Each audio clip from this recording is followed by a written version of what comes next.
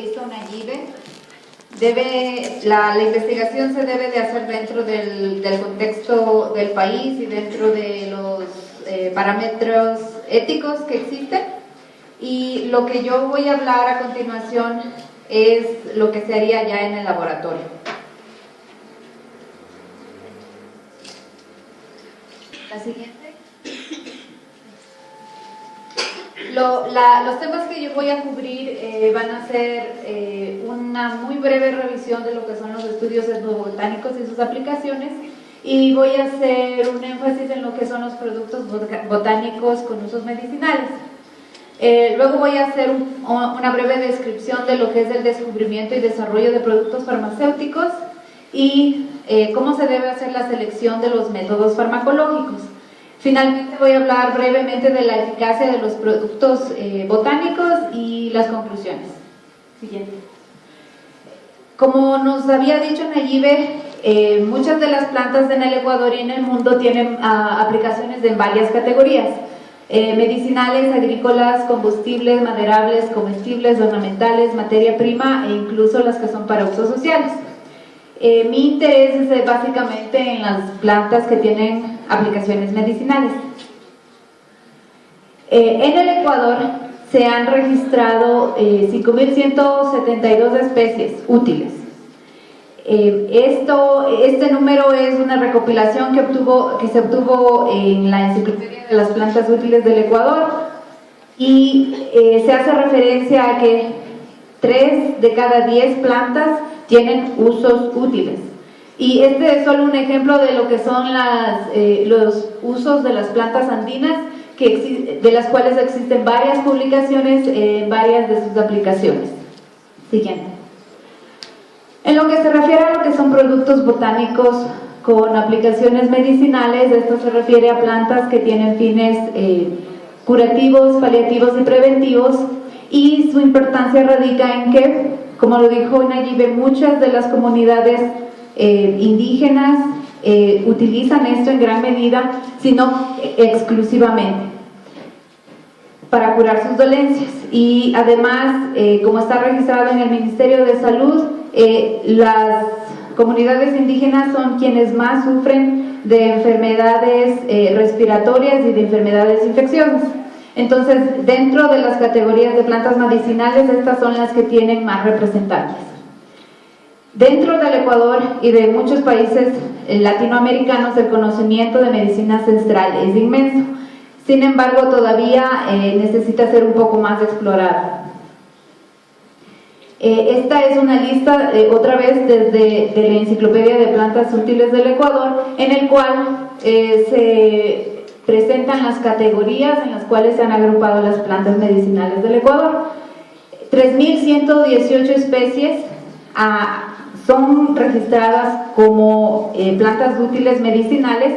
Esto quiere decir que más o menos el 60% de las plantas útiles del Ecuador tienen aplicaciones medicinales, y la mayoría de ellas son registradas para tratar síntomas como la tos, la fiebre, la diarrea y también infecciones o infestaciones.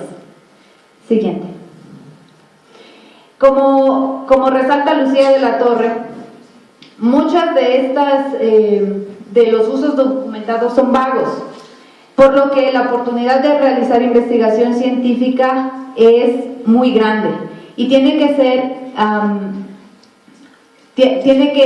aunque no existe en el momento evidencia científica, se nota que hay una actividad fisiológica, por lo que debemos continuar las investigaciones en el laboratorio. Y también existen casos en que los usos son específicos y bien comprendidos, pero por alguna u otra razón se mantienen dentro de lo que es la medicina tradicional y rural. Ahora, para entender cómo podemos aprovechar los recursos de las plantas útiles medicinales, tenemos que entender cómo se realiza el desarrollo farmacológico. Para que un solo fármaco llegue al mercado, alrededor de 5.000 a 10.000 compuestos son escaneados para identificar su acción farmacológica. Y se reconoce que el 64% tienen origen natural, sea como productos naturales modificados, productos naturales no modificados, o como productos que sirvieron para, como inspiración para la creación de productos sintéticos. La siguiente. Entonces, haciendo un desglose de lo que se refiere al desarrollo farmacológico, el 36% aquí en amarillo es lo que son plantas fármacos que son puramente sintéticos. Esto quiere decir que, por ejemplo, si se conoce la estructura de los receptores, se puede hacer un compuesto que le calce exactamente a ese receptor. De esta manera se crearon el 36% de los fármacos que existen en la actualidad desde 1981 hasta el 2010. Se hizo este estudio.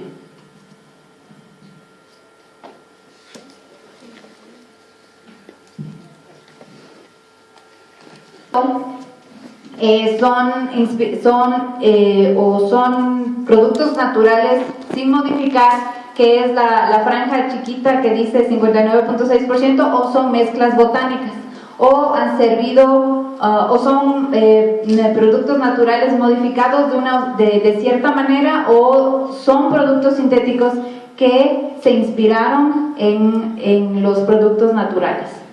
Siguiente.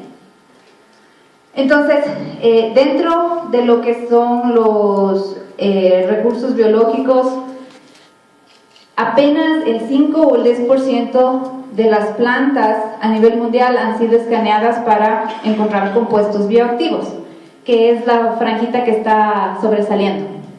Y la mayoría de los compuestos han sido extraídos a partir de las plantas superiores. Muchas gracias. La mayoría han venido de plantas superiores. Todavía no se ha hecho estudios integrales acerca de lo que son compuestos que se pueden encontrar en briofitas o en helechos. Entonces el potencial para seguir encontrando compuestos bioactivos todavía es muy grande. Siguiente. Los compuestos fitoquímicos en los que estamos interesados son los metabolitos secundarios. Los metabolitos primarios son los que utiliza la planta para su función normal, para su desarrollo biológico, y en general están distribuidos a través de familias. Los metabolitos secundarios son aquellos que cumplen más un rol ecológico, como por ejemplo les sirve para protegerse de plagas, y estos son mucho más específicos para especies o géneros y le sirven a la planta para protegerse. Estos son los que van a tener una actividad biológica en el cuerpo humano. Siguiente. Ahora, en cuanto a lo que se refiere a los estudios farmacológicos de las plantas medicinales, la identificación de compuestos bioactivos ha sido muy ineficiente. Más que nada porque los estudios de estos productos biológicos no usan las metodologías adecuadas. Usan metodologías que concluyen que los productos botánicos son insignificantes e inconclusos, pero estas son metodologías que no han sido estandarizadas y que no necesariamente se aplican a la función que debería cumplir el metabolito secundario en el cuerpo, por lo que hace falta que se integren los conocimientos etnobotánicos y las metodologías farmacológicas adecuadas. Y cuando se puede entonces desarrollar métodos etnofarmacológicos, será más eficiente la identificación de los compuestos bioactivos en los productos botánicos. Esta es un esquema de las recomendaciones que hacen Butterworth y Narsec acerca de cómo hacer la investigación utilizando la información etnobotánica y los métodos farmacológicos adecuados.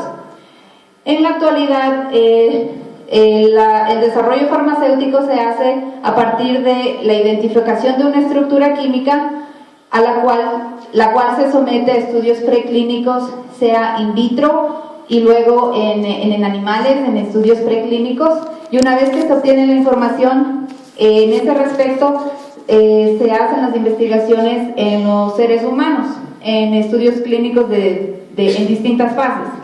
Ahora, los estudios etnobotánicos ya han hecho la aplicación en los humanos. Entonces se deben aplicar los conceptos de farmacología reversa, en la cual se obtiene la información de lo que ya ha sido estudiado por medio de la administración de estos productos botánicos a las personas desde hace cientos de años, y de ahí se va yendo hacia atrás, hacia obtener la información farmacodinámica, farmacocinética y tal vez el mecanismo de acción.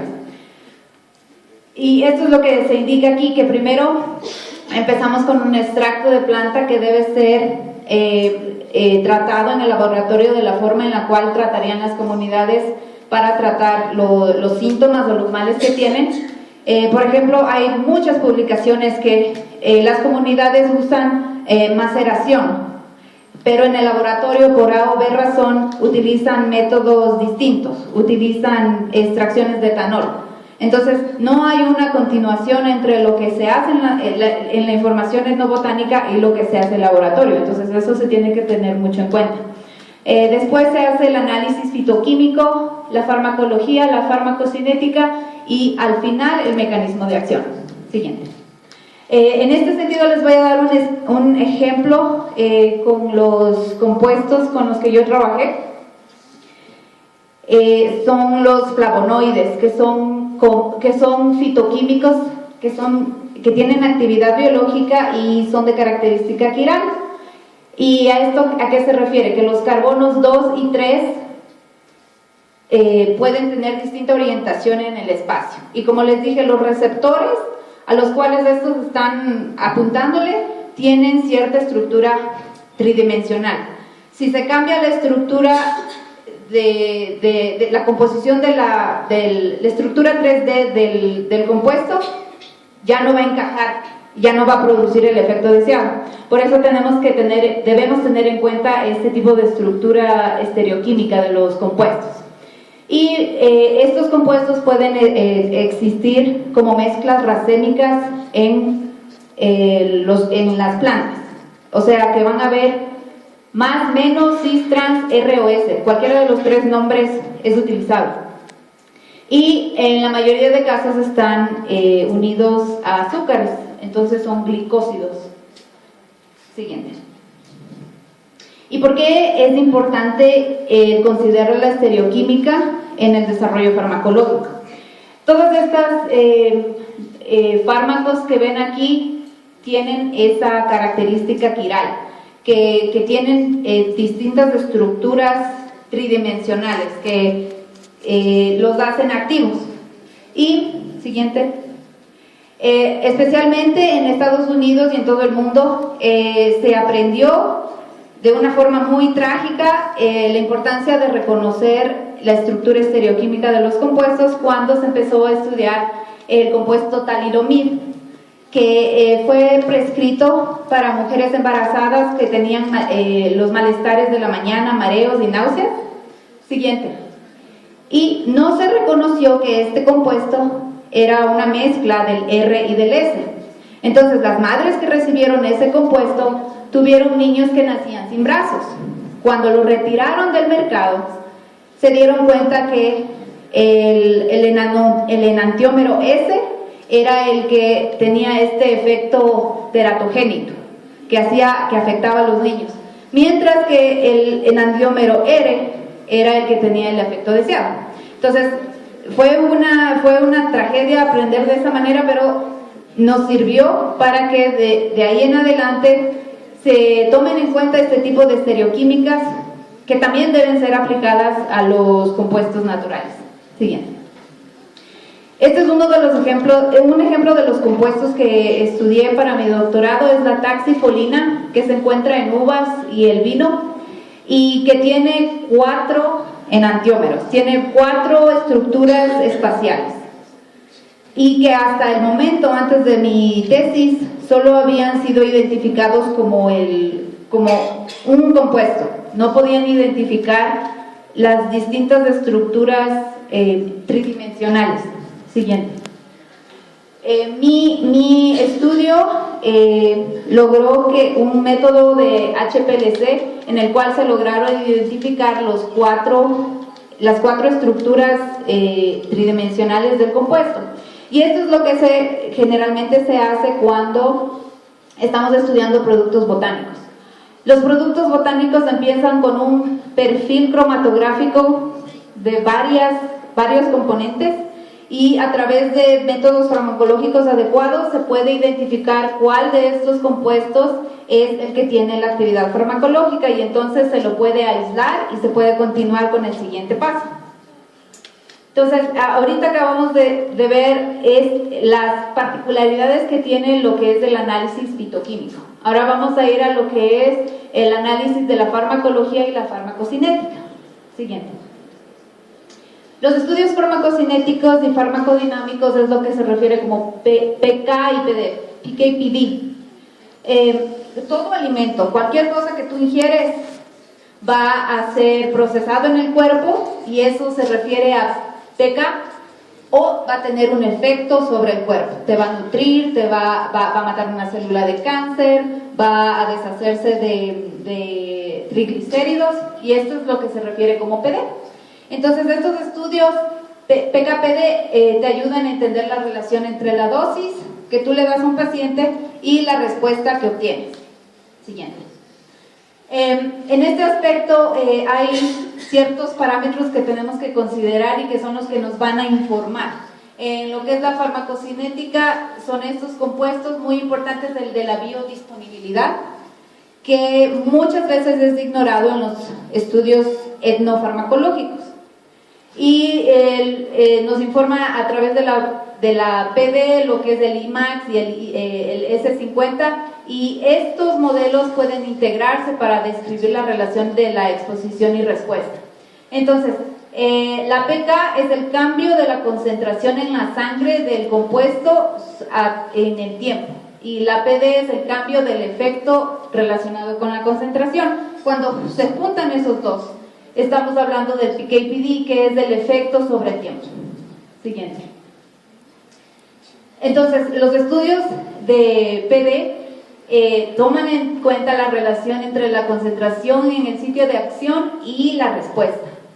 Y los fármacos van a funcionar interactuando con los receptores, como lo he dicho, de cierta forma van a inhibir o van a estimular los receptores, y en general lo hacen de forma reversible. Entonces, mientras tú estás tomando la droga, ¿no? Mientras estás tomando el fármaco, estás viendo el efecto deseado. Del mismo modo, mientras estás utilizando el producto botánico, estás viendo el efecto deseado. Y los modelos que se utilizan tienen que ser informados de lo que es el conocimiento etnobotánico. Si una plantita es utilizada para el dolor de cabeza, entonces vamos a tener que utilizar, o para la fiebre, tenemos que utilizar un modelo que tome en cuenta los aspectos que están involucrados en la fiebre a nivel fisiológico. Si lo que hace es, si lo utilizan como para cuando tienen infecciones bacterianas, tenemos entonces que desarrollar modelos que midan cuánto de esas bacterias son aniquiladas en el tiempo y con qué dosis. Siguiente.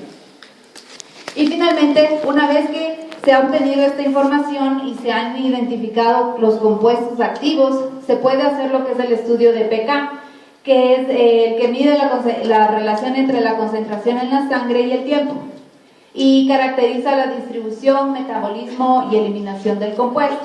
Y generalmente se hace en animales a los cuales se les administra el compuesto, y luego se toman colecciones de muestras en la sangre o en la orina, y luego se miden los compuestos que existen.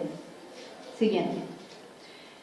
Entonces, como vemos, este análisis gradual de los productos etnobotánicos son los que nos van dando información que vamos a integrar paso a paso para que al final, siguiente, podamos hacer algo así.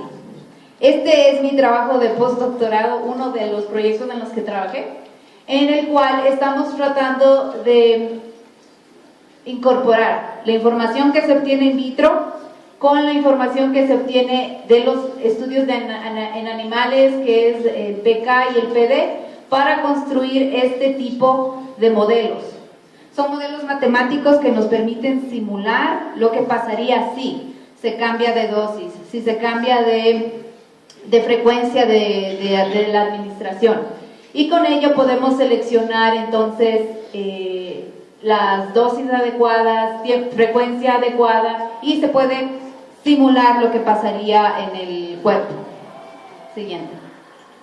Entonces, para finalizar, vamos a hablar de lo que es la eficacia de los estudios etnobotánicos.